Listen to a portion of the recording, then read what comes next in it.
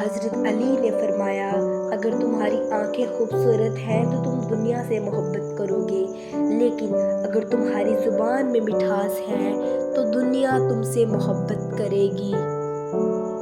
حضرت علی نے فرمایا، کچھ لوگ اپنی اکڑ کی وجہ سے قیمتی رشتے کھو دیتے ہیں اور کچھ لوگ رشتے بچاتے بچاتے اپنی قدر ہی کھو دیتے ہیں۔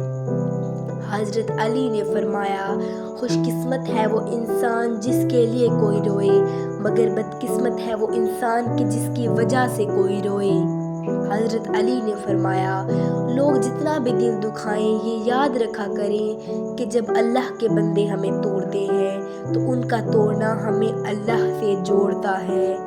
حضرت علی نے فرمایا، انسان مایوس اور پریشان تب ہوتا ہے جب وہ اپنے اللہ کو راضی کرنے کے بجائے لوگوں کو راضی کرنے میں لگ جاتا ہے۔